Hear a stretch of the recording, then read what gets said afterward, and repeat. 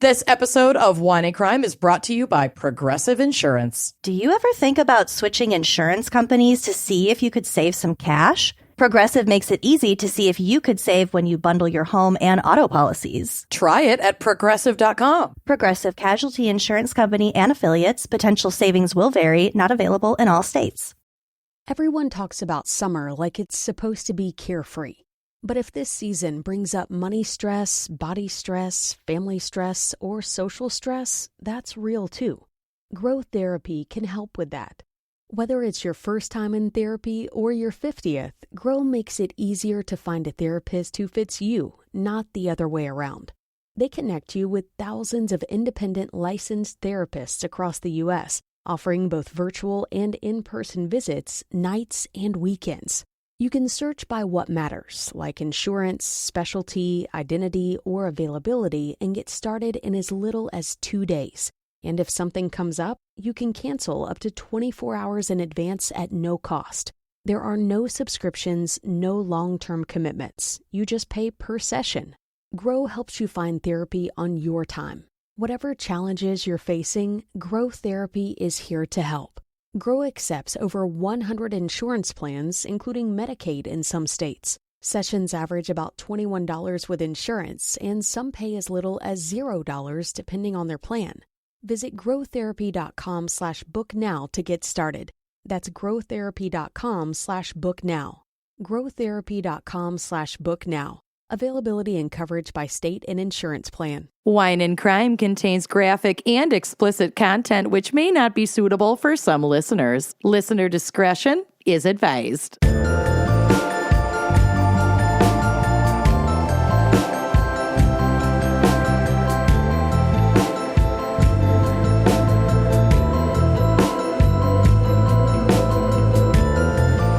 You are listening to Wine and Crime, the podcast where two friends don't chug wine, per the fan picker, chat true crime, and unleash their worst Minnesotan accents. Oh, yeah.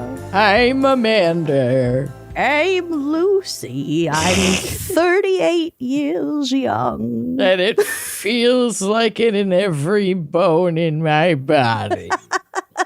I don't know why, but my left hip and buttock hurt today. Oh. I hurt myself today. Your body's failing in a brand new way. Probably from some gardening I did yesterday, most likely, but who knows? Could have just slept wrong. Could have slept on a pee. Could have sneezed wrong. Could have sneezed wrong. Threw my butt out. I threw my ass out. I was throwing ass. I threw ass out. Anyway, we're old. This week we have a very special fan pick brought to us by Jazz, who has selected the topic of trans excellence. And trans people truly are excellent. And have existed throughout time, space, and history on Earth. Mm-hmm. And aren't fucking going anywhere, no matter how much you try to legislate away their existence. So fucking deal with it, or get out of the fucking way. And I'm celebrating Pride Month with my brand new heated rivalry muscle tee. Yep. I love your Holinov shirt. It's cropped, too. I literally didn't know we were recording this episode this week, and my No Bands on Trans shirt that Shay sent us is in the laundry. No, I forgot I had that shirt. So I'm representing the trans community of Niagara Falls. Perfect. God bless. We're both representing. Well, it's so cold here today. It's 63 degrees, feels like 56. Oh, that's lovely. I know, it's really beautiful, but it's cold and windy. I have all the windows open. I haven't had the AC on at all. Everything's just airing out. Beautiful. It's like a bidet for your house, opening all your holes and just getting splashed with cold water. You gotta burp your house. You gotta burp her.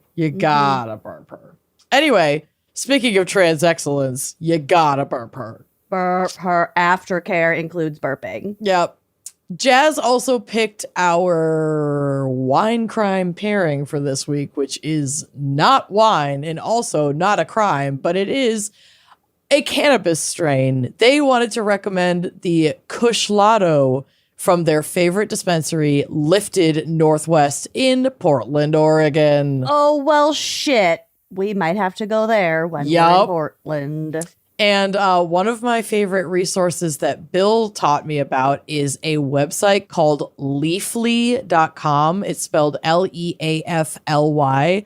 And you can look up any strain on Leafly, and it will likely be listed with all of like how it's rated, what kind of strain it is, what kind of effects you can expect from it. It's a really nice website to find all of that information. So I looked up Kushlato on Leafly. It's spelled Kushlato.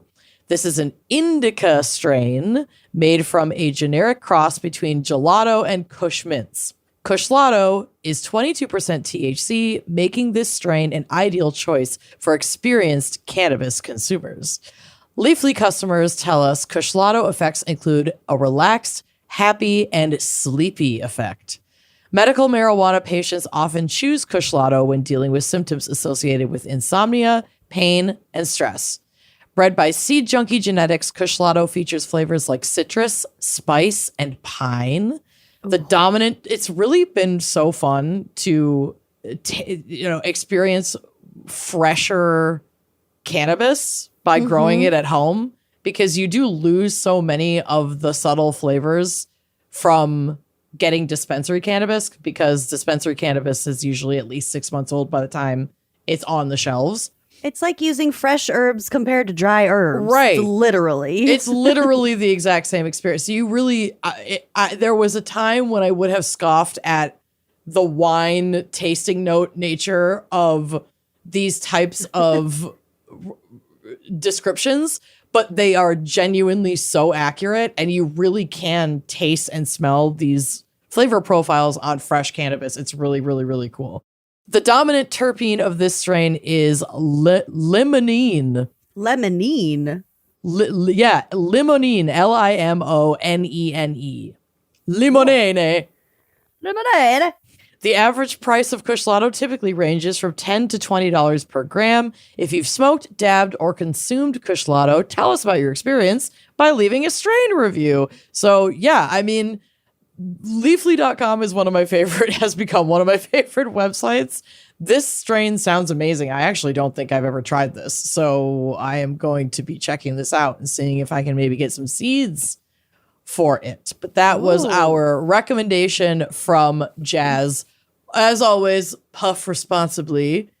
And let's take a quick break to hear a word from our sponsors, / maybe I get to puff some of our own cross herb that hasn't even been named yet. It's not even on Leafly yet. It's not even on Leafly. It's not even named yet. So, well, stay Jazz, tuned. just so you know, I added your dispensary to our Portland recommendations document. Yay! So you just might see us there. Yeah, you absolutely will. Oops, I should probably get this out of the shot. Sorry, John. You'll have to blur that. Be right back. All right, let's hear a quick word from our sponsors. Bye. Spring is a natural reset point, and if you have been putting off cleaning up the messier parts of your business, now is the time to get off your booty and get it going. Streamlining your communication is one of the quickest and easiest upgrades that you can make, and that's why today's episode is brought to you by Quo, spelled Quo, the smarter way to run your business communications. Oh, it's so easy. Quo is the #1 rated business phone system on G2 with over 3,000 reviews, built for how modern teams work. You're not sitting in an office all facing each other, like communicating directly all day and like answering every single phone call and message and everything from customers. That's just not how modern businesses work. So Quo has truly filled in the gaps. More than 90,000 businesses, from solo operators to growing teams, rely on Quo to stay connected, professional, and very importantly, consistently reachable. Quo works wherever you are if you want to use it right from the app on your phone or your computer. It lets you keep your existing phone number, and you can add new numbers or teammates to help you with this in just minutes. Sync your CRM and rely on seamless routing and call flows as your business scales. So your entire team can handle calls and texts from one shared number. You can just pick up where somebody else left off. You're not going to lose any customers or just like leave someone feeling ghosted. It's so easy. Calls, texts, voicemails, transcripts, and contact details all live in one clean view. With full context at your fingertips, your team communicates faster, stays aligned, and delivers a more personal experience. And when you're running your own business, honey, all that of these is things add up. everything. Yeah. Make this season where no opportunity and no customer slips away. Try Quo for free, plus get 20% off your first 6 months when you go to quo.com/gals. That's QUO.com/gals. Quo, no missed calls, no missed customers. Did you know that 3 out of 4 U.S. homes have toxic chemicals in their tap water? Yeah. Even though contaminated water can look clear, it can put you at risk for devastating health concerns, including fatigue, hormone disruption, cognitive decline, even cancer, the big C. We don't like hearing it, but it is a possibility. Surprisingly, standard fridge and pitcher filters do actually not very much to remove most contaminants. And bottled water often contains microplastics. So we're all out here looking for a solution on how to get better water. And baby, we found it. We've found it. It's Introducing the best water I've ever tasted in my life. It's so good. Introducing AquaTrue, the countertop water purifier tested and certified to remove 84 contaminants, including chlorine, lead, forever chemicals, and microplastics. Its patented 4-stage reverse osmosis system goes way beyond ordinary filters for pure, healthy water you can trust. No plumbing, no installation. We are currently having a water crisis where I live, and I've been buying jugs of water from the grocery store. No more. Yeah. Now I just get it on my counter. It's so nice. AquaTrue has been featured in Business Insider, Popular Science, and named Best Countertop Water Filter by Good Housekeeping.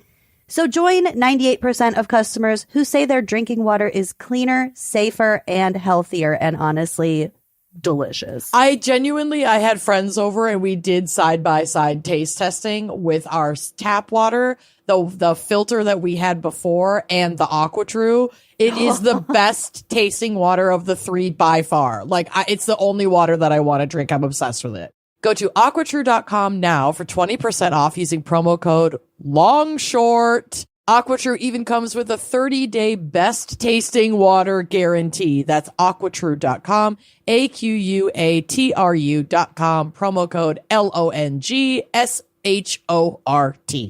If a genie gave me 3 wishes, I would use all of them to have my cats live forever. Like, I'm sorry. I'd use 2 on beans. I'd use 1 on pepperoni. There, I said it. Oh my God. There, I said it. But since genies do not exist, as far as I know, I go ahead and feed my cat Smalls instead of wishing for a genie to help them live forever. Smalls is fresh, human-grade cat food that does so much more than just feed your cat. It helps them live a full, healthy life. Most cat food out there is made with meat byproducts, cheap fillers, artificial ingredients, like junk food, essentially. It's not great for your cat. Big Pet Food does this because it is cheaper to make, but what they save on cost, your cat pays for it with their health. Smalls is different. Their fresh recipes are made with at least 80% animal protein, and they're gently cooked to retain all their nutrients and flavor. They never add fillers or artificial ingredients, and their food is so healthy that 88% of cat parents say that after feeding their cat Smalls, they have a better digestion, a softer, shinier coat, more energy to play, because it's actually good for cats. And on a personal note, my experience, far less vomiting, which alone is worth it. Yeah, your cat's health and longevity starts with what they eat. Try Smalls and get 60% off your cat's first order, plus free shipping and free treats for life when you go to smalls.com/gals. One last time, that's 60% off your first order, plus free shipping and free treats for life when you head to smalls.com/gals.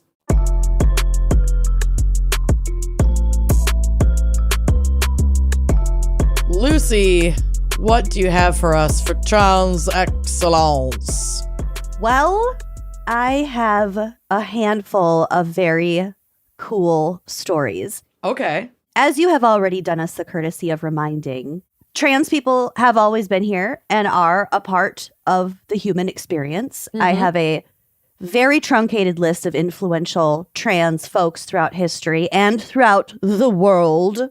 Before I start, just to lay this all out there, it's never appropriate to assume someone else's gender identity. And many of the folks on my list lived outside of the language and acceptance of trans expression. And perhaps we don't have records of like explicit statements of theirs, but they are widely recognized as trans individuals from scholarly analysis, or at least have contributed to the trans cultural experience the that we live that exists today. Yeah. Yeah.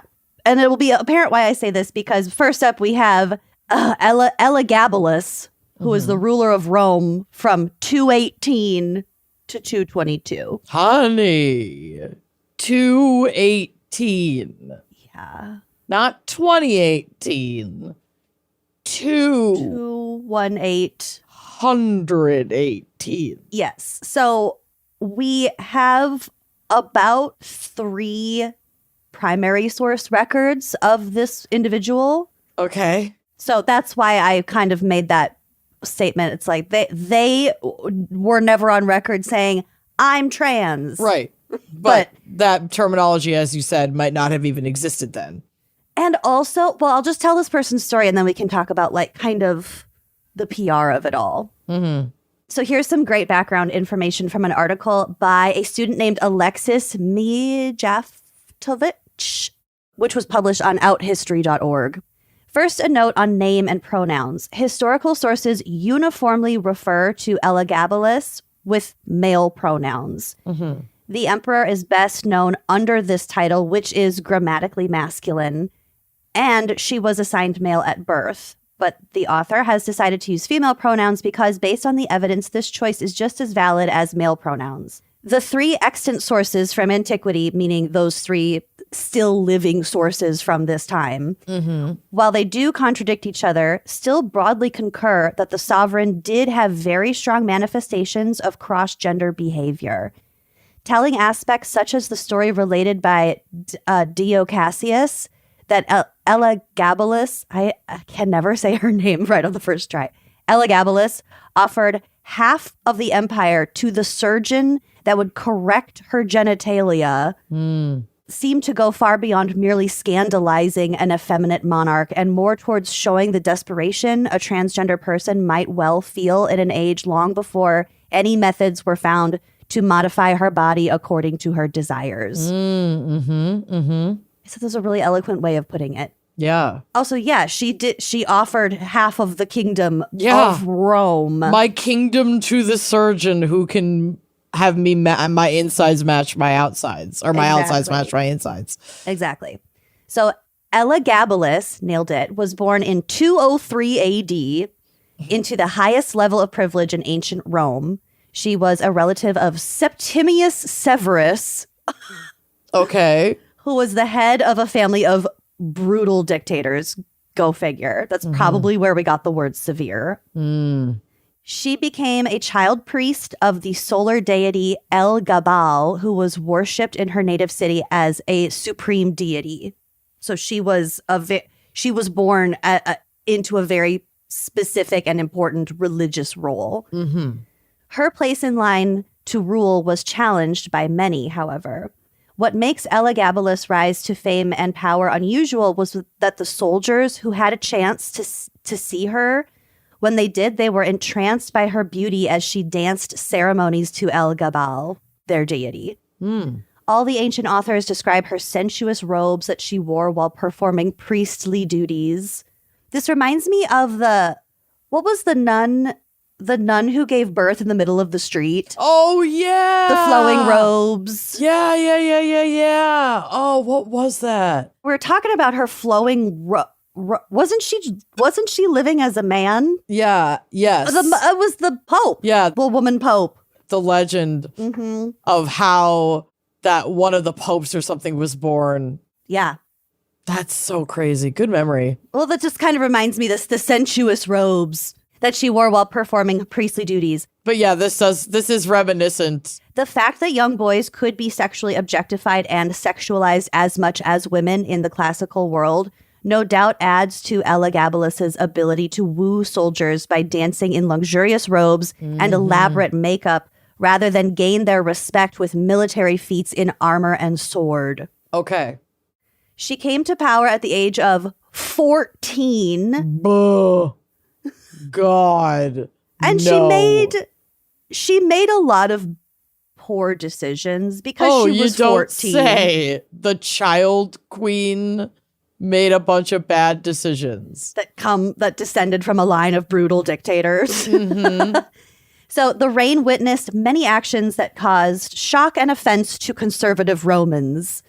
So, for example, she married a Vestal virgin. So the Vestal virgins, not only were they virgin women, but they were like highly prized and extra virgin olive oil. Yeah, so Vestal virgins' chastity was very important to Roman religious practices, and the punishment for violating that chastity was execution by live burial. Oh, you were not allowed to touch these women. They're being saved for something very special. So one of Elagabalus's wives was one of a Vestal virgin, claiming protected women. Girls. Claiming that the priestly marriage would create divine children.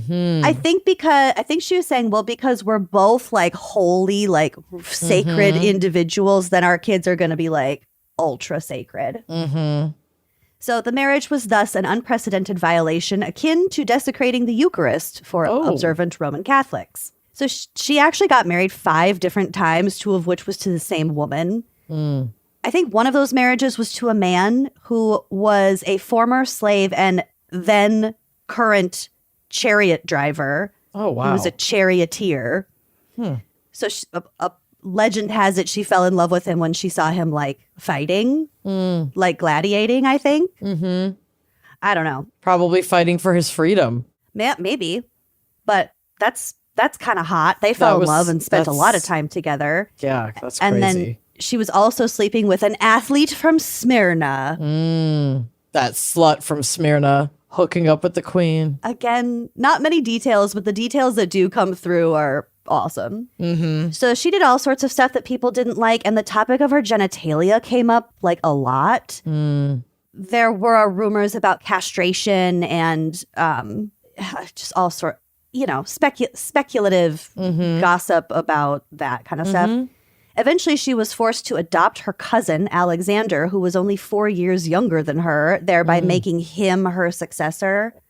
Because he was the one who, like, basically the senators wanted in charge. Oh. But by the time she realized, oh, fuck, I just put a target on my back, she and her mother were assassinated and their bodies were thrown into the Tiber River. Oh, not good. After Elagabalus's reign, women were never allowed to enter the building where the Senate was convened, again. Oh, my God. They so feared the power of a woman that they banned them. And because, it was her mother, her grandmother, all the women in this family held just as much power as the, military men, really. A women's curse. Her establishment of a women's senate was considered one of the many examples of Elagabalus's depravity. Oh, so depraved. The fact that women like her, grandmother, mother, and aunt wielded significant power and influence was also condemned by writers with deep patriarchal values.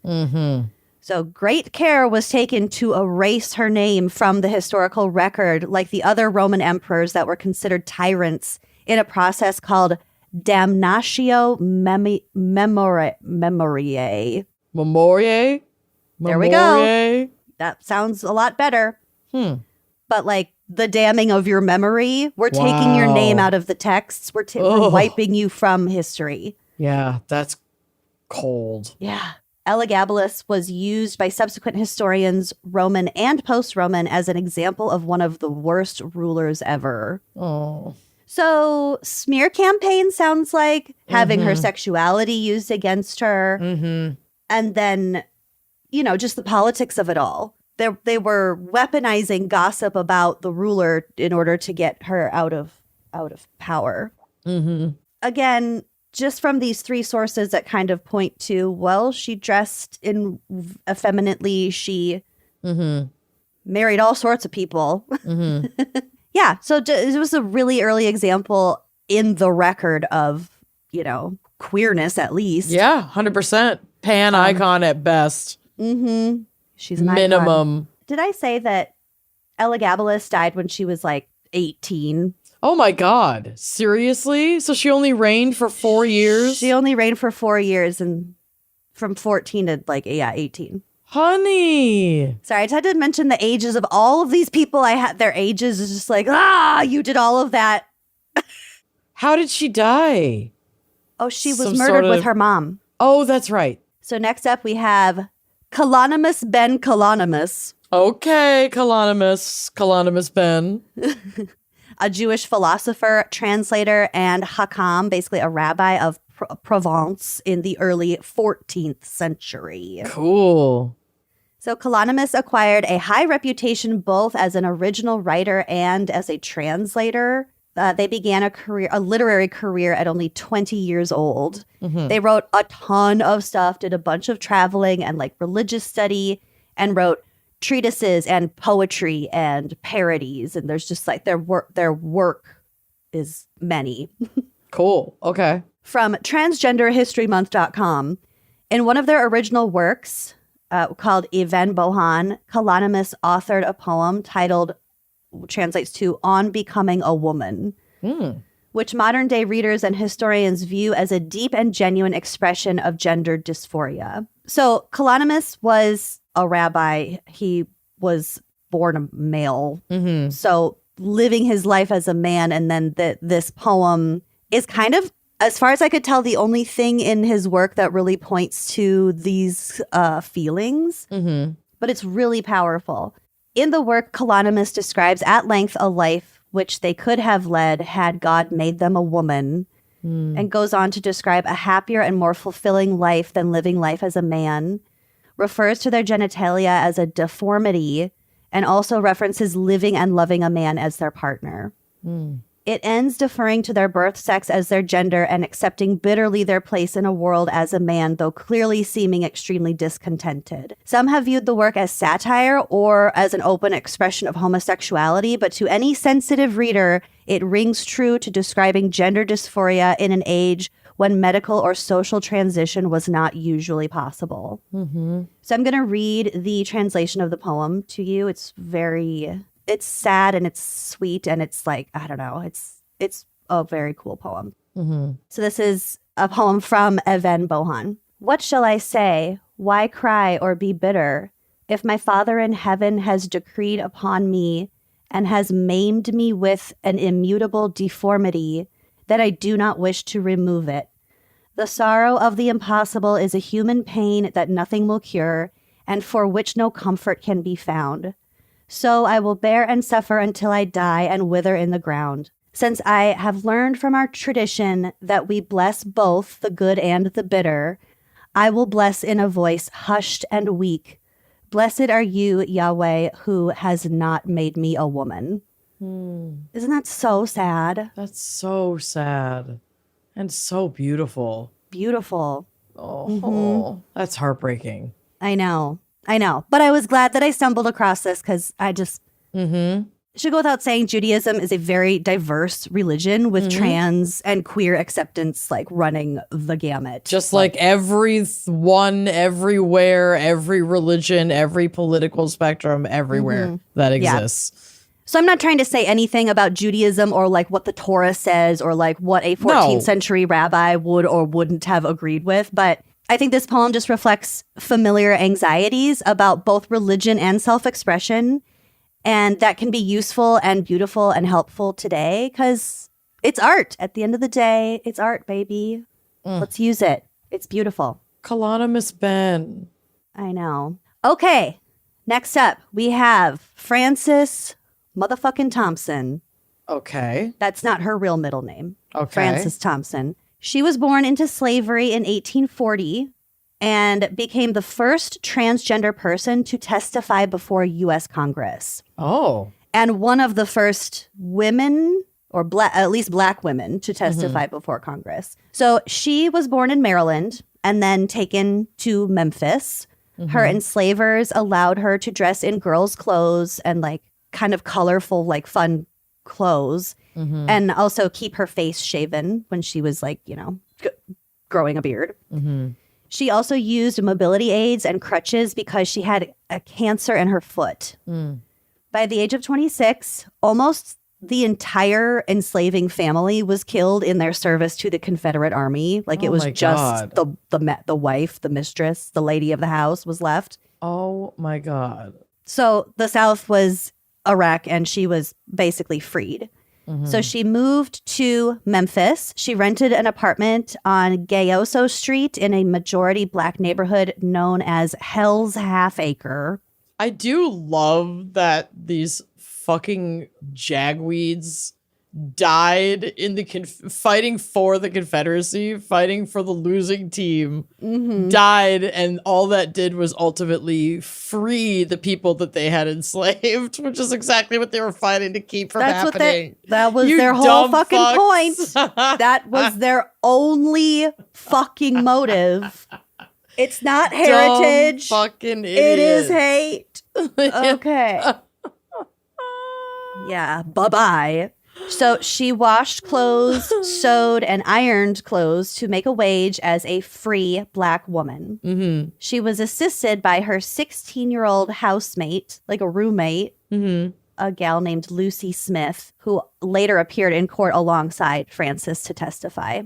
During this time, at the end of the Civil War, the black population of Memphis exploded, like quadrupled in a few years. Damn. Between that and a large influx of white Irish immigrants that were also moving to the area, there was a lot of competition for very few jobs, and this created some racial tensions, especially right after the war ended and the period of Reconstruction began, because that was not a safe time for black people living in the South. Not even a little bit. In April 1866, there were scuffles between the white Irish police officers in Memphis and black army soldiers who were assigned by the army to patrol the streets while they basically waited for their military pay. They were just hanging out. Most of them had returned their service weapons. They were just waiting to get paid so they could like move on with their goddamn freaking lives. Yeah. On May 1st, 1866, a group of black folks were having a party, like a street party, in their own neighborhood, minding their own business when a firearm was discharged and the police were called. But no one like was shot. Someone probably just like, I don't know, it was 1866. Right. So the cops get there and they're like, oh my God, we're outnumbered. So they get scared. They call for backup. One of them predictably shoots himself in the leg and blames a black person. Rumors spread of white cops getting killed in the streets, and of course, a white mob forms. They burned down black homes, churches, and schools, and even forcing some of their victims to stay inside their homes while they burned the houses down. Jesus fucking Christ. In the end, the mob burned between 50 and 90 homes and killed, I would say, at least 46 black people and injured 75 more, including 5 women raped, including Frances and Lucy, who again was 16 at the time. Oh my God. So they both testified in front of Congress they were 2 in a group of 170 people who were testifying about this, what's later called the Memphis Massacre. So they testified about the 7 white men, including 3 cops, who broke into their home that night, demanding eggs, ham, and biscuits, and then proceeding to rape both of them. Frances couldn't speak for days because she had been choked so badly. Oh my God. Her account of the brutal rape of her and her roommate drew panel members to tears. Their emotional accounts captivated many people about the horrors that happened in the Memphis Massacre. This is so horrifying. Although this substantial evidence stacked against the rioters, they were released with no repercussions. Of course they fucking were. And that's not all. Frances was subjected to numerous medical exams because of what she was saying happened, which led to her being very publicly outed as trans. Like in the newspapers. Oh my God. Southern Democrats weaponized her identity as a transgender woman to discredit her and the other Black women's claims of rape by white men. They were saying, well, you're a man. You can't get raped by a man. So that means none of this happened. So she was also later arrested for, quote unquote, cross-dressing and forced to spend her 100-day sentence in a chain gang with imprisoned men with her bum foot. Her cancerous foot. Yeah. Yeah. Without any kind of, help Aid. in that department. And go figure, she was brutalized in prison by the men that she was in there with as well.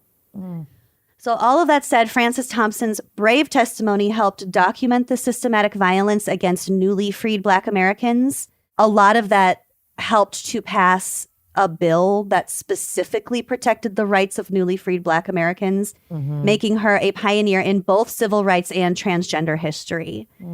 Her intersectional identity as a Black transgender woman placed her at the crossroads of multiple forms of oppression and aggression, yet she used her voice to advocate for justice and human dignity.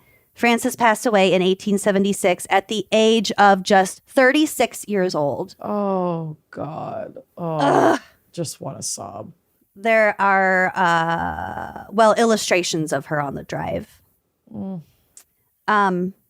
Well, she lived her true self despite she took her last breath. Everything. Yeah. Beautiful. Yeah. Okay. And finally, I have one more story for us. This is Dr. Alan Hart, who I'm already in love with. He's giving Robbie Hoffman. Please go on the drive and look at his picture. Oh, I'm looking, and I assumed, okay. You assumed it was the Dr. Robbie Allen Hoffman? photo just is Robbie Hoffman with tiny circular glasses. Honestly, so is the pipe photo. Yeah, they both are. Unreal. Oh, I love him. Okay. Oh. So most of this is from an article from Scientific American. I will be referring to Dr. Hart variously. Okay. There's a pre and a post time. Yep, I have a section like that as well in my case, and it's like of the time that we're getting these sources from. A lot of times they will refer to them by the gender at like that they were at the time they were referring. So like before the transition, the person I'm talking about is referenced as he, but after the transition is referenced as she. It was like confusing for me to read, and also I know that that's not how we do it now. So we try to make adjustments in the moment how we can, but when we're quoting, we're not supposed to change. You know what I mean? Yeah, and there's more that I read about Dr. Hart that I didn't actually have in my notes, so we can have a bit more of a discussion after I tell you his story. Okay, so Alberta Lucille Hart, who was known by her family as Lucille, was born on October 4th, 1890 in Hall's Summit, a lonesome part of Kansas just west of the Missouri border. The child's father, Albert, a hay, grain, and hog merchant, died just 2 years after she was born. And his widow, Edna, moved with Lucille to make a new start in Oregon. They moved to Albany. I almost said Alberta. Albany, Oregon. Her first name is Alberta. Okay, I'm fine. I didn't do the pairing at all. When Lucille Hart grew old enough to learn about her father's death, she would comfort her mother. She'd say someday she was going to grow up to be a man to be her mother's caretaker. She's like, oh, well, Dad left us. I'll grow up to be a man and I'll take care of us. Hart often secretly fantasized about marrying her female high school teacher, reveries in which she also saw herself as a man. A talented writer, photographer, and mandolinist, Hart graduated high school as a salutatorian. I don't know what that means. In 1908. She enrolled at Albany College. A smarty pants. A freaking smarty pants. Definitely a smarty pants. Mm-hmm. Enrolled in Albany College, transferring to Stanford University in 1910. Mm-hmm. There, Hart entered the pre-med department, joined numerous organizations, and founded the school's first ever women's debate club. And that's she was the first woman to do a number of things, and I think that it's worth appreciating that about her as a part of her identity at this time. Yeah, maybe she didn't fully identify with being a woman, but still wanted to fight for the rights of women. Uh-huh. I want to point out 2 photos for you really quick. Look at the one titled Alberta. So this was her like before her transition, obviously. Look how fucking miserable she is. Yeah, she does look pretty miserable. She doesn't even look that happy as a baby. No, I know. Baby Lucille with her fuck-ass bangs is like not having it. She does have fuck-ass bangs. But then the second it gets to the Dr. Allen photo, it's like a whole new person. Totally. And then go look at the There's a confidence there. Look at the group of photo, the black and white photo of the group of people. Mm-hmm. So this is her high school yearbook editorial staff. She's the one standing on the far right. Oh, but looking straight at the camera. Note the owl that's in the front row. Oh, I love the owl. They are matching energy. The 2 of them look like twins. The owl and Dr. Owl look like twins. They have the same, their head is tilted the same way. They're both in white plumage. They're both I love them. Way too big for that room. Anyway, I just had to include that photo for no real reason other than the fucking owl on the yearbook staff. I also love this like old-timey yearbook. This is terrifying. It's like a haunted yearbook. I know. They're all dead. Oh, I have chills. I know. Okay, so she formed the first ever women's debate club at fucking Stanford, which is insane.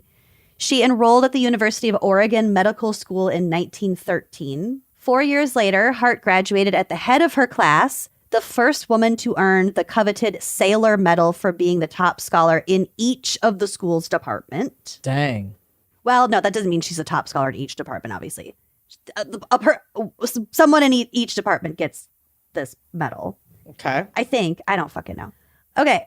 Quote, Dr. Hart was a brilliant student, said a former classmate in a 1918 edition of Spokane's Spokesman Review newspaper. She had the distinction of being the only woman in the class. She dressed often in a very mannish style, wearing particularly masculine hats and shoes and frequently tight skirts. Hot. She walked with a noticeable mannish stride. Mm-hmm. Okay. Whatever that fucking means. Well, that was printed in the newspaper, and we'll get to it.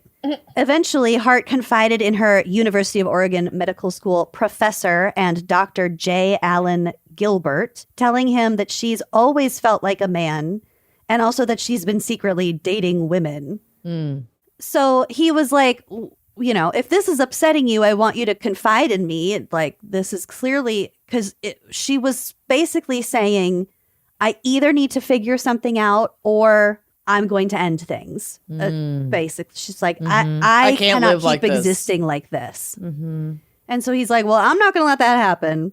So he helped her. And at first she sought psychiatric help from him, attempting to convert herself into a conventional woman. She's like, something's wrong with my brain, is what they concluded at the time. Therapy failed. Hypnosis failed. And finally, Hart decided to just stop the process. She realized if the conversion worked and she would no longer think, feel, or act like a man, then that was repulsive to her.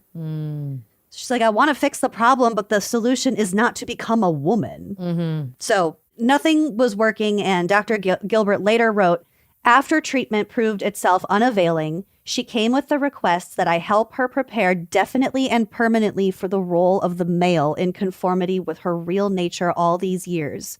Hysterectomy was performed, her hair was cut, and a complete male outfit was secured, and she made her exit as a female and started as a male with a new hold on life and ambitions worthy of her high degree of intellectuality. Okay. They were different times. Yeah. Yep. Kind of saying, well, she's super smart. I'm glad she's a man now because now she can go do something with that smartness. Yep. Okay. Yep. Now she can go apply. Now he can go apply himself. Right. So after transitioning, Hart was hired as an intern at San Francisco Hospital in November 1917. But before the long, year of our Lord, Helen Jacobson. Maybe she was born there. Maybe. Probably not. No, I think she was born in Pennsylvania. Unfortunately, it was not long before a former Stanford classmate recognized Hart from before his transition. And gossip led to published fucking news articles in the San Francisco newspapers outing him. Are you kidding me? Ugh. I won't read any of the headlines because they're really upsetting, but it, Yeah. accusing him of being like undercover, like trying to trick everyone. Yeah. Don't trust this doctor. So he resigned immediately and went back home to Oregon. He wrote in an edition of the Albany Daily Democrat from March 26th of 1918, quote, "I had to do it. For years I had been unhappy. With all the inclination and desires of the boy, I had to restrain myself to the more conventional ways of the other sex.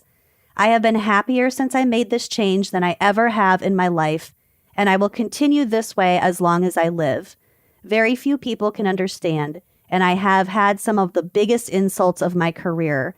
I came home to show my friends that I am ashamed of nothing." Between 1918 and 1927, Hart worked as a doctor in at least 7 states, married and divorced a woman named Inez, and then graduated from the University of Pennsylvania with a master's in radiology in 1928. Hell yeah. But he kept bouncing around to these different towns because he would be outed in one town after another. There were many news articles about him. I mean, hell yeah to how accomplished he was as a doctor and in his professional career. Not hell yeah to having to go to all of these different places. Right. I knew what you meant. Yeah. And he later said that he went into radiology because he thought no one would really care about that kind of shit in a lab setting as opposed to like doctor patient right necessarily. And then tuberculosis. Everything is tuberculosis. Yeah. Your book club book. My book club book, baby. Elliot Fishman, a radiologist at Johns Hopkins University, said, quote, "Hart was a pioneer in using chest x-rays to detect tuberculosis. Damn. At that point, no one was really screening for TB. Sure, if you were coughing up blood, you would get x-rays, but no one was really getting ahead of the disease. 1 in 4 patients had TB. Many of them were asymptomatic. Because of Hart, doctors were able to treat patients before they had complications.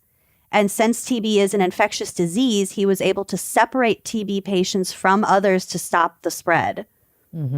This changed everything. I think it's still like 1 in 4 people on the globe have tuberculosis. It's just not, it doesn't always present. Or it can be latent in your body for like years. But yeah, they weren't doing x-rays unless something was seriously wrong and they were already in trouble. Also, as we know from the book club book, TB is an extremely stigmatizing disease. So it does make sense that Hart would be the one to see the importance in casting aside these social labels at the same time as he's saving literally countless lives. He worked with TB patients in Washington State and Idaho before moving to Connecticut, where he earned a master's in public health from Yale University in 1948 at the age of 57. I just love that he just keeps racking up these fucking degrees. Well, seriously, it's like, even if I keep getting rejected over and over again by society, my brain is amazing. And I'm going to keep fucking using it. Like, you can't stop me from using my fucking brain. No. And here you go. Enjoy all of my research and all of the medical advancements off of my back. You can try and erase me from history, bitch, but I fucking did it, and people are going to remember. And later! Fuck all y'all. Just the work in the TB area alone, and that's not even close to like, the whole of his work, the content of his work, all of his research and everything. So Hart lived out the rest of his life in West Hartford, Connecticut. Ever heard of it? Oh my God. With his That's where I second lived. wife. Uh-huh. I wonder if he was on chat with Dave. Maybe. With his second wife, Edna Ruddick, before dying of heart disease at age 71 on July 1st, 1962. Wow. Okay, so when he died, he had in his will for his lawyer that he wanted his lawyer to go retrieve this like cache of old photos and journals. I think of his life before his transition and destroy it. No, okay. It's like get rid of don't dead name me. Don't dead name me. I am Dr. Alan Hart. That's all I want to be known as. There is nothing. That's all, I was born at the age of 26 or whatever it was, So there was a group in Portland that formed the ad hoc committee of transsexuals to recognize Alan Hart because I think because so much of his story really wasn't uncovered until after his death and like way after his death, that he had been credited widely under his dead name. And so there was efforts made by this group and I believe others to sort of protest the use of his dead name. Dead name, yeah. So this is from his Wikipedia page. In October 1995, members from the ad hoc committee interrupted a Reed College lecture given by Thomas Cook titled The Legendary Life of Lucille Hart, alias Dr. Alan Hart. So they interrupted that to unfurl a 20-foot banner that said his name was Alan. And they made buttons and shirts that his name was Alan Hart. They passed out flyers. They were just trying to raise awareness that this is what he wanted. He didn't want to be remembered that way. He wanted to be remembered as who he was, who he finally was. Yeah. And didn't want to be vague about maybe it was a different kind of queerness. It was just no, he was trans. He's a straight man who is attracted to women. Right. Whose gender at birth did not align with their gender identity. That's it. Yeah. So I think more modern articles about Dr. Hart are more sensitive to that kind of thing, but you really will probably, if you're researching him at all, will see him referred to Lucille and Alberta and all sorts of things. So, but that is Dr. Hart's story. That is the story of several really, really interesting trans or at least trans influencing figures in history that I had never heard about any of them before. And I'm really glad that I got to learn about them today. Yes. That was a spectacular overview. And we have another interesting and fascinating individual coming up because I have the fan pick case this week. Is it going to be upsetting? No, not like that. Okay, good. Thank God.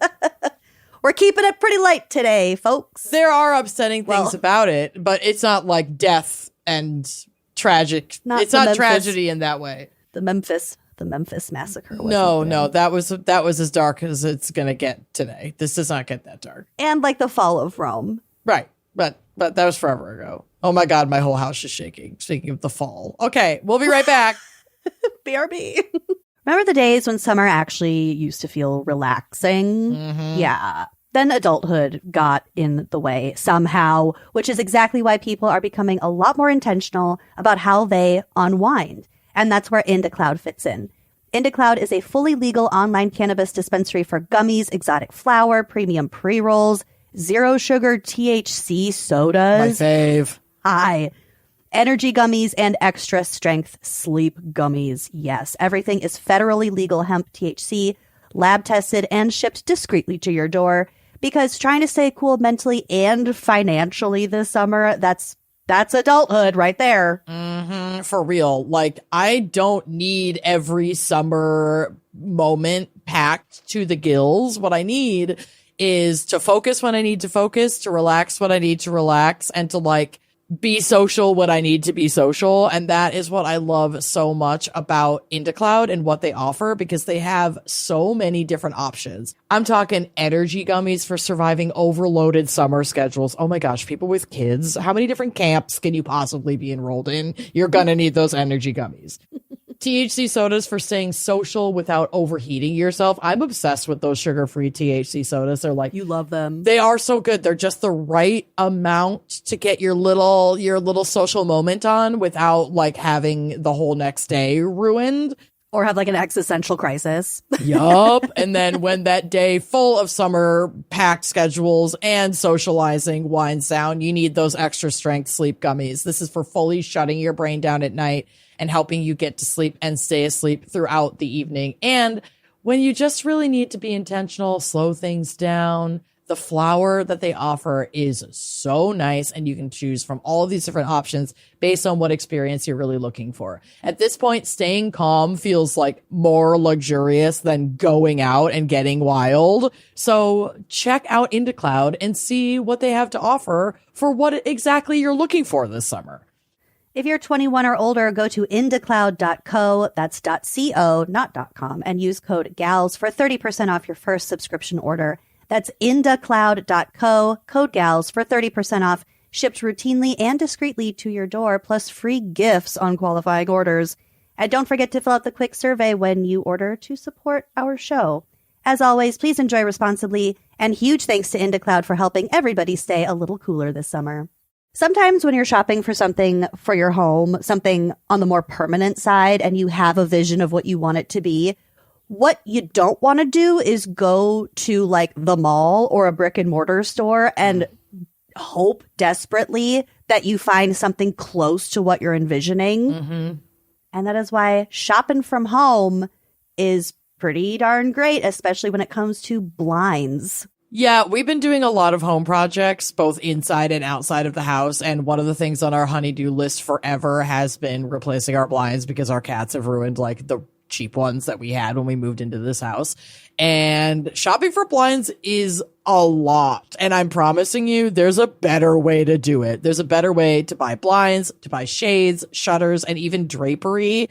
And it's called 3-Day Blinds. They are the leading manufacturer of high quality custom window treatments in the United States. And right now, if you use our URL, 3dayblinds.com/gals, they are running a buy one, get one 50% off deal. So if you're like me and your cats have destroyed the blinds on multiple windows, the buy one, get one 50% off is actually a really great offer. And like Lucy said, we could shop for almost anything at home. Why not shop for blinds at home too? 3-Day Blinds has local, professionally trained design consultants who have an average of 10 plus years experience that provide expert guidance on the right blinds for you in the comfort of your home. Just set up an appointment and you'll get a free, no obligation quote the same day. And if you're like me and you're not very handy, you're worried about installing them, don't worry about it. The expert team at 3-Day Blinds handles all of the heavy lifting. They design, they measure, they install, so you can sit back, relax, and leave it to 3-Day Blinds.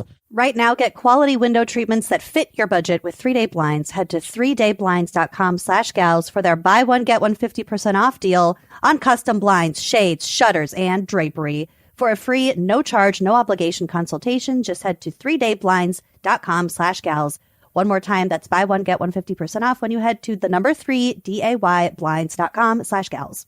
The GLP-1 pill you've been waiting for is now on Ro. Yep, it's finally here. With the same clinically proven ingredient, now in a pill, and now on Ro. It's the first FDA-approved GLP-1 pill for weight loss at the lowest price available. That's one daily GLP-1 pill for big results. Now on Ro.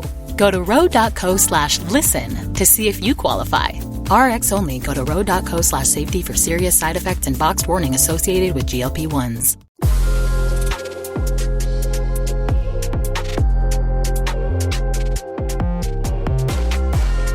Are you ready? I'm ready. For my case, we gotta go back in time. It's 1974. The United States is in the grip of an OPEC oil embargo, which was sparked by retaliation against like Israel and their United States ally, because literally nothing ever changes and we just keep living in a secular experience nightmare.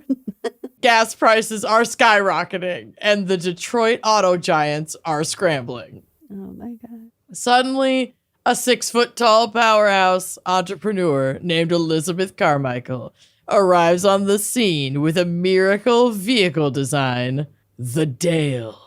The Dale. Okay. The Dale was a 3-wheeled 70-mile-per-gallon dream. Wow. Made of, quote, aerospace plastic, and there's a photo on the drive, that promised to knock the hell out of Detroit. Oh, it's a cute car. It's cute. So it's got 2 wheels up front, but only 1 in the back. I like it. I like it too. It's terrifying, but I like it. Okay. Liz Carmichael was confident, branding herself as a genius widow with an engineering degree who was going to run the auto industry like a queen. But much like this podcast, the dream was held together by duct tape and coat hangers, and we'll get to it. Because today we're diving into the audacious life of Elizabeth Carmichael, the visionary, the fraudster, and the transgender pioneer who became one of the most famous fugitives in American history. Oh. Herstory, bitch. Did she get away in her Dale? We'll get to the Dale and the getting away. Oh my God. Liz Carmichael wasn't just selling a car. She was selling a revolution. Her company, the 20th Century Motor Car Company, claimed the Dale could withstand a 50-mile-per-hour impact against a brick wall and would cost less than $2,000 to produce. And if that promise wasn't enough to get him hooked, Liz was a media magnet who marketed the shit out of the Dale concept, appearing in Newsweek and People, and even getting the Dale featured on The Price is Right. Oh, nice. People were desperate for a solution to the gas crisis, and Liz raised an estimated $3 million in advance sales and dealership fees before a single car was ever produced. Okay, Tesla. The reality, however, was bleak. Remember we said duct tape and coat hangers, maybe. Oh my God, it is Tesla. No, it's not, because Tesla actually makes cars. Oh, got it. Investigated, it's less Tesla, more Theranos. Got it. Okay. Liz is more of a Liz Holmes than Liz Musk. Okay. Investigators later found that the company's quote-unquote factory hangars were empty, and the functional prototype shown at the Los Angeles Auto Show, and likely on, like, the same prototype would have been used on The Price is Right, didn't even have a working engine. The accelerator literally wasn't attached to anything. This is a quote from an investigator that was working on the case. On inspection of this vehicle, it was not a viable vehicle at all. It had no engine. 2x4s were holding up the rear wheel. The accelerator was just sitting on the floor. It wasn't even attached. The windows were not safety glass. They would bend back and forth. The doors were put on by regular door hinges, like one might find on a house door. So something in the shape of a car. The vehicle just absolutely did not exist. So like I said, it's giving less egregious Theranos. Yeah, slightly less. So that investigator is a guy named Bill Hall, and he was an investigator of the California Department of Motor Vehicles and questioned whether the lab was even developing a vehicle at all. Quote, "We went to the research and development lab. People appeared to be busy, but in wandering through the lab, I saw no evidence that they were designing a vehicle or in the process of making the vehicle." What were they doing? I don't know. Bill Hall went to check out the 3 hangars where Carmichael claimed the cars would be manufactured. Quote, "I went to this airport. Upon entering, I discovered the hangars were absolutely empty. No tools, no machinery, nothing but a little dirt on the floor. They had rented this for only 1 month, and the rent had now expired. So they actually did not have a factory that they were representing they had." Oh my God. Yep, they didn't have a factory at all. They just rented a hangar at an airport for a month to have somewhere to take him to be like, yeah, this is where we're going to make the cars when it's ready to be made. Okay. All right. We have this. It's fine. It's an address. Mm-hmm. We receive mail. We have a light bill. In 1975, the California Department of Corporations began investigating her for fraud. The story took a turn that shocked the nation. Liz fled her home just minutes before a police raid, leaving behind, gasp, wigs and a padded bra. Oh my God.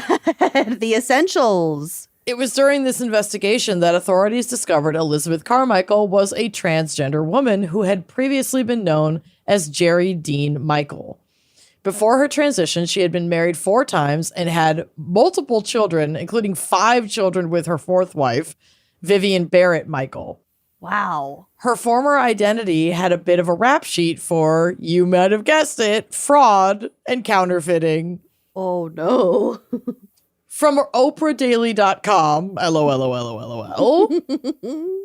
And like I pointed out earlier, and like Lucy pointed out, with this article and almost every article I read, a lot of this was happening in the 80s, and they didn't do a great job with pronouns when discussing the former identity of Liz. So they refer to her former identity as Jerry Dean or Michael and use he, him pronouns. And then after transition, use she, her pronouns. Doing the best I can, but I'm quoting here. So you're doing great. Quote, Michael married 4 times, according to an FBI file cited in the documentary. He was charged with desertion for leaving his first wife, Marga, whom he met while stationed in Germany, and their 2 children. He married a woman named Juanita in 1954 and had 2 more children, or kids. She estimated that they moved 21 times by the time of their split in 1956. Oh my God. His 1958 marriage to a woman named Betty Sweets that he'd known for 4 weeks ended within a year, but not before they'd conceived a baby daughter. Jesus, just leaving a trail of children. A trail. A door-to-door salesman and failed newspaper publisher, Michael was repeatedly arrested or fired for pocketing money through side schemes prior to becoming Liz Carmichael. Vivian Barrett met Michael while working as a waitress when she was 16, according to her brother, Charles Richard Barrett, in an HBO documentary called The Lady and the Dale, and they married. Michael made fake IDs and passed bad checks, though when Charles was arrested alongside his brother-in-law for those crimes, he said Michael made sure to take the fall. And Ever the Self-Promoter asked for the article about the arrest as a souvenir. Now living in California, Michael was arrested again in 1961 for printing and distributing fake money through a counterfeit front called the Los Angeles Distribution Company. Caught, Michael jumped bail with Vivian. They grew into a family of 7 while living on the run. Jesus. Yep. She had 5 children while on the lam. They were on the lam for the better part of the 60s. And he didn't. Oh my God. She didn't transition until later in the 60s. What a weird fucking life. Yeah. Never living anywhere for more than a few months, they changed identities using stolen records and homeschooled their 5 kids.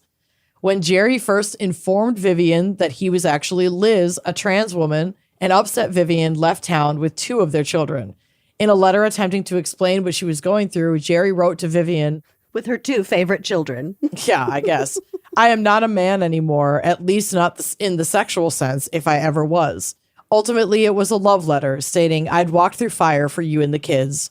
Vivian returned home as Carmichael's secretary years later at 20th Century Motor said, they said they were sisters-in-law. Oh. So they just kind of changed their relationship so they could stay together because they really loved each other, but then they just went by sisters-in-law. Wow. Well, whatever works. Yeah. In the late 1960s, she had faked a serious car accident to, quote, shed her identity as a man and began living full-time as Liz Carmichael. Because, heaven forbid we live in a world where she could just come out and live authentically without having to fake the death of her former identity in a car crash. Did she fake his whole death, or did she fake just to be out of the public? I think just to be out of the picture public for a while. Yeah, out of the picture for a little while and then come back and she's Liz. Yeah. Media frenzy that followed was brutal after this arrest. Reporters like Dick Carlson, who was literally Tucker Carlson's dad, proving once again that time is a flat circle and we will loop the same shit till the sun burns out and we all fucking die. Dick focused heavily on her gender identity, using male pronouns and speculating that her transition was just another scam to escape the law. Despite this, her children and those who knew and loved her remained loyal, calling her Mother Liz. And despite media attempts to make Liz seem more like a Robert Durst figure, just like living as a woman to evade police and get away with murder. That did cross my mind very briefly. Yeah. I was like, well, Robert Durst, when a lot of these older articles say living as a woman, they use that phrase. And the first time I saw that when I was doing my research, Robert Durst flashed in my head. Like, I mean, I can't, again, we're not casting assumptions about anyone, but Robert Durst was trying to get away with murder. Yes, and Robert Durst was not trans. Right. Like, Liz is a trans woman. And you don't make that kind of complete, dedicated change and disruption to your entire life. With your family. Just to evade the law when that same family has been evading the law already with you while you were a man for years. You had all your kids while you were evading the law. So why now? Why now? Like, that makes no fucking sense. It's not reasonable whatsoever. And it is not the same thing as fucking Robert Durst temporarily living as a woman so he could rent an apartment in fucking Galveston. A mute woman. Undetected. Yeah. No. No. So, yeah. Fucking Mother Liz stood firm in her trans identity until her last breath. She was a fucking woman, period. And no Carlson media legacy fear-mongering and smear campaigns is going to change that. Carmichael was eventually captured in Miami, where she had been living as Susan Raines. At her trial for grand theft and fraud, she insisted on representing herself. She arrived in court every day in miniskirts, maintaining her stance as a pioneer being bullied by the Detroit auto industry, which is most certainly true. But, like, girl, you did hawk a fake car. You also never did produce a single car. And embezzled a bunch of money. And, like, something does need to be done about that. Do I think prison is the move? No, absolutely not. Like, also genuinely for her safety, because they wouldn't put her in a women's prison in, you know, the 80s or in, you know, it's not going to happen. Or no, this wasn't the 80s yet. This was like 70s. The 70s. Yeah, this is the 70s. So it would not be safe for her to go to prison. In 1977, she was found guilty on 26 counts and sentenced from 2 to 20 years in prison. But while out on bail and awaiting her sentencing trial and like trying to file for appeals in 1980, she vanished. Oh, Liz. For nearly a decade. She successfully eluded the FBI. Yes, run, girl, run, Liz, run. Yes, Liz. She moved to the small town of, you're never going to guess the name of this town. Oh, my God. Dale, Texas. Stop it! Of all places. Where she lived under the alias Catherine Elizabeth Johnson and supported herself by running a flower shop. Adorable. Yep. Was her family with her still, or did she? I believe so. Wow. Her evasive run finally ended in 1989 after her case was featured on an episode of Unsolved Mysteries. A viewer tip led police straight to her flower shop in Texas. Fucking narcs. Yeah, don't do that. While the court had granted her the right to be addressed as a woman during her trial, which for the time, now the 80s, was a groundbreaking win for her and for like progress in the queer community in general, but the legal system ultimately failed her, as it does all marginalized people then and still now. Despite her gender identity, she was sent to a men's prison to serve her sentence. Modern reflections like the HBO documentary The Lady and the Dale highlight how her story is a complex mix of transgender politics, selective persecution, and bias in the media. While some viewed her transition through a lens of deception, like we talked about, to get out of like a Robert Durst thing. Consequences, yeah. Others see a woman who was forced to live on the fringes of society while trying to achieve an impossible American dream. I'm more on this end, but also like, obviously we're going to have to figure something out here about the crimes, but it wasn't a violent crime. Exactly. It's Had money. it been, Money isn't this even would be fucking different. real. I know. Money Money is as matter. real as the Dale. So not. But fortunately, she served less than 2 years in prison. She was paroled by 1993 after spending less than 2 years in prison and returned to Texas. She lived quietly until her death from cancer in February of 2004 at the age of 76. Still too young, but like at least got to live her life. Though she never produced the car that was supposed to save America, her story remains one of the most fascinating what-ifs in automotive history. Was she a brilliant engineer ahead of her time or just a master of the long con? Perhaps she was both. I think she was definitely both. As she once said herself, quote, "I will run the auto industry like a queen. She may not have conquered Detroit, but she conquered my goddamn heart. That's for fucking sure." And she left a legacy that we're obviously still talking about today. She was a fucking icon. Mm-hmm. And honestly, her case, especially because it's a nonviolent crime, it's a financial crime, highlights the very real, very serious problem that still exists today and is a huge part of why we need to resist at every turn the stripping away of trans rights, is because trans people can commit crimes just like any other cisgendered person.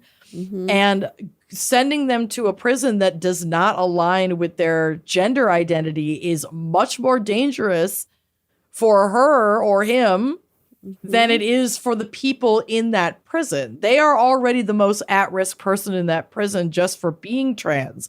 And heaven forbid they be a trans person of color in that prison or in life in general. So that's the kind of shit where it's like, people die. People die from this legislation. And if we don't care about what happens to people who are imprisoned, then we don't care about we don't care about what happens to any of us, because all of that is just a testing ground for what they want to do to us in the future. So we have to pay attention to the rights of people who even did commit crimes. There has to be a better practice of restorative justice to make this, to have reparations for this situation without putting her directly into the lion's den of harm by plopping her in a men's prison for 1.5 years. Yeah. Because that kind of punishment absolutely doesn't fit that crime. Does not fit the crime. Does not fit the crime. Anyway, but isn't that a fascinating story? I loved it, and I love her. I love her everyone so we've talked about. I know. This was a really great, really, really fun and uplifting episode, except for like a couple of grim moments, because of course, all of the most important parts of history are typically pretty bloody and racist and horrifying. And we can't look away. We can't look away, but I'm glad that there was also so much joy in this episode, because there's a lot of joy to go around, and the trans community deserves to experience it too. So I hope we did y'all justice today. Happy fucking Pride Month. Yeah, happy fucking Pride Month, and special thanks to you, Jazz. Thank you so much for sending over your amazing wine pairing and your amazing topic for today. Yes. Cheers, Jazz. Great pairing. Great. Still reeling from the pairing. I might have made some mistakes along the way, but it's about the journey, right? Not about the destination. It's definitely the journey, the climb, if you will. It's the climb. All right. I need to go eat every snack in my house. We'll see you next week. Bye-bye. Thanks for listening to Wine and Crime. Our cover art is by Danielle Sylvan. Music by Phil Young and Corey Wendell. Editing by Jonathan Camp. Our production manager is Andrea Gardner. For photos, sources, and other resources, head to wineandcrimepodcast.com. You can follow us on all the socials at Wine and Crime Pod. If you'd like to show your support and get access to all sorts of wine-fueled bonus content, check out our premium channel at wineandcrimepodcast.com/uncorked. Cheers!